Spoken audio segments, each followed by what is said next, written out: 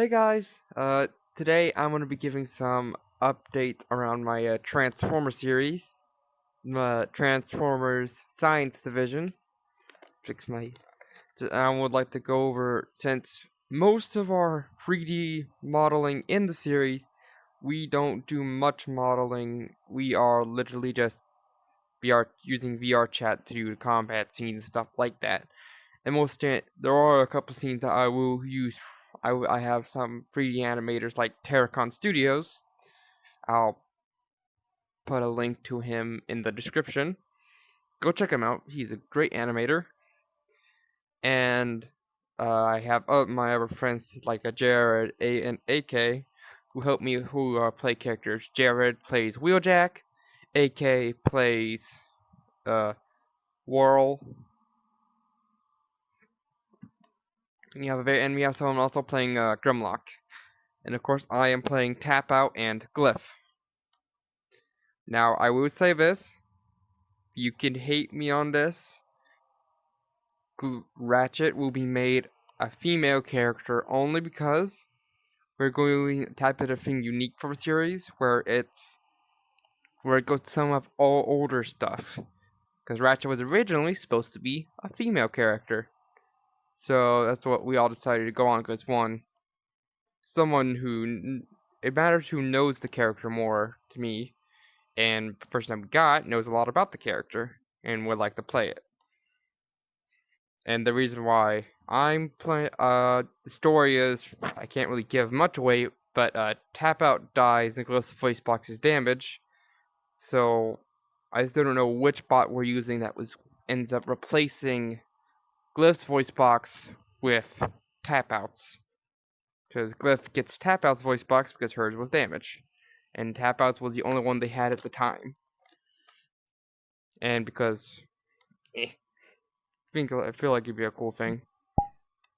And this is her Earth mode. Devastation designed. More than most Devastation in G1. And the Cybertronian mode I have right here in my avatars. Where is it? There it is. IDW Glyph. These are all public avatars. And the mask didn't close. But here's her Cybertronian mode. Guess you could kinda. No, not protoform. But yeah, she pretty much scans. I do think this actually does not look too far from what her Earth mode is. There's a tad bit of slight design changes, which is more of her blue goes up to her chest area, and most of her gray goes to her arms and legs, which is kind of how G1 is supposed to be. So that's kind of how this is going to be. So yeah, I'm gonna go back to the other one, and the only one the reason why I was planning on using this avatar entirely. Gonna get someone to do an animation for transformation sequences, or is gonna get a Earth mode, which made more sense to get an Earth mode instead of just to stay with the IDW Cybertronian design. The IDW Glyph is one of my favorite designs. Doesn't mean it will not make much sense in the long run, because Glyph's IDW design is a Cybertronian alt mode, not an Earth alt mode. So that wouldn't make sense. So we won't use that. The mask opens and closes.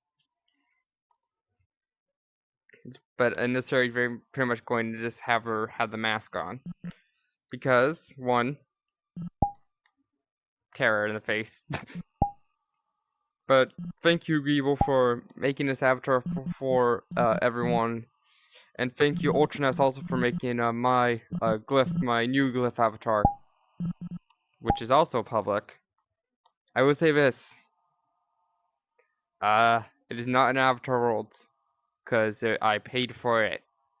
But I do have it not privated. It is not a private avatar. If you see me and you want to grab it, you can just come and find me. I will put my VRChat username in the description below also, just like Terracon's YouTube's link will be there also.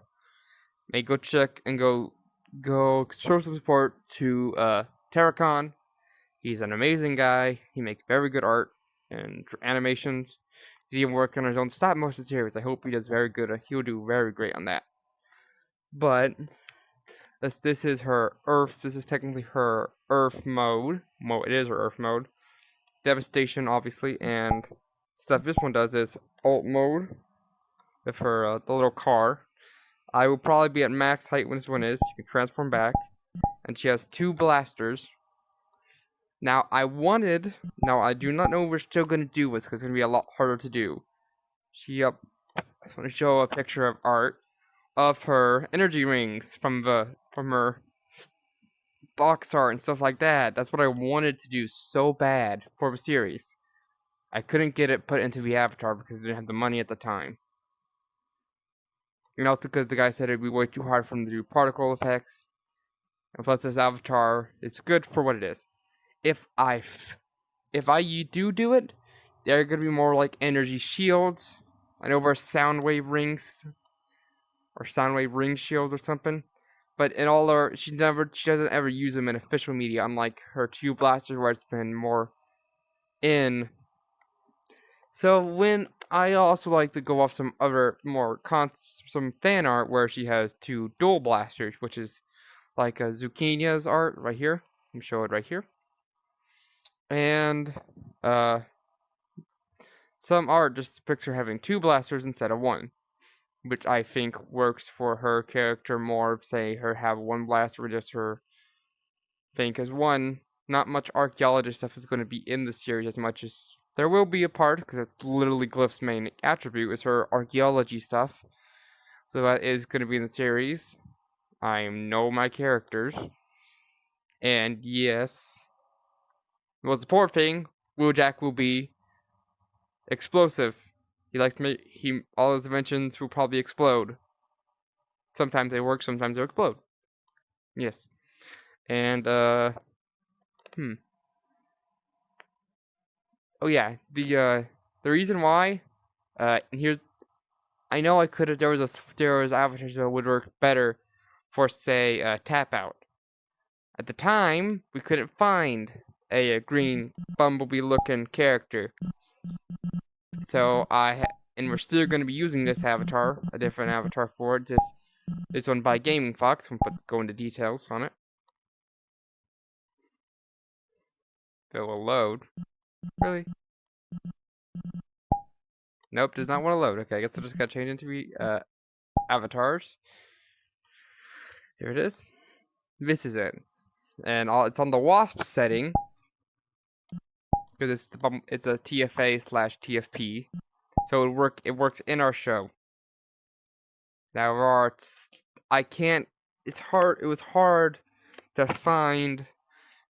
I did ask Gaming Fox one question if it would be possible if he could add the ability to combine Burnt and Wasp to make one of the other characters like Tap Out. Sadly, no.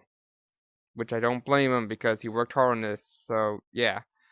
So how I'm doing it is I'm not changing into the valve like the purple valve colors and stuff. I'm only changing the optic colors since that makes the most sense and it's the easiest recognizable thing. We just say energy flow. Because to be fair, in a lot of media, the energon that goes through the joints don't always match their optic color. So what I'm going off of. I've seen a lot of media who has it in Transformers wherever optic color is blue or red, yet they have blue energon. And no, he's not on dark energon. It's just pretty much like G1 energon's color scheme, which is purple. It's not dark energon. Dark energon is dark purple. G1 energon is a lighter purple / goes more on pink. So yeah, that's what it is. The weapons that this guy does have is 2 stingers / swords. And the reason why and here's the thing.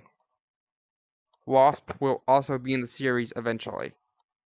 I can't give the reason on how he's going to be in there, but he will be in the series and it will eventually turn into Waspinator.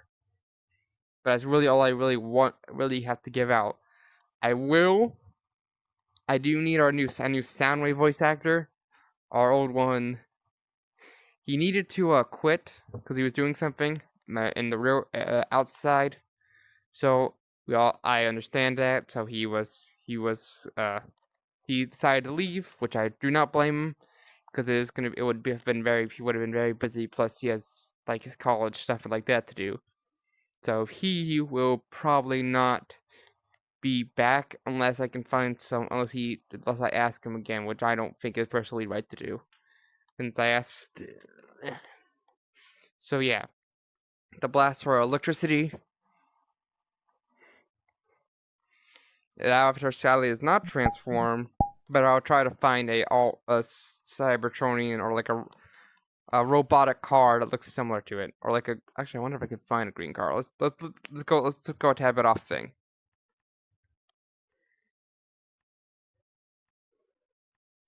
And Tap Out is technically a boxing gladiator. That's how he fought Shatterbomb. Shatterbomb is the top gladiator in his part of his gladiatorial arenas. Not with Megatron, who is Megatron's gladiatorial arena is one where he kills the people. He kills the ones who he attacks. So they are different. They're in different gladiatorial arenas. So no, Shatterbomb did not face off against Megatron. So, yeah. And there are only a select people who will be able to take on Shatterbomb, Megatron and Shatterbomb. Megatron, virtually the only one who stands a chance, is God Genrai, and Optimus Prime. And maybe Grimlock. But the Grimlock is also... Here's the thing, Megatron in the series is not the main villain. Since the series is titled more to science stuff, we will have Shockwave being the main villain, and Optimus will also not be a main character in the show. Optimus will be fighting the war on Cybertron before he arrives on Earth. He sends a small group of Autobots to Earth to protect it. Because they figured out that Decepticons, their next target, if they failed to conquer Cybertron, was Earth. So they would go to there. So he sent Jazz, his second in command in the series, to go and become the leader of the Autobots on Earth.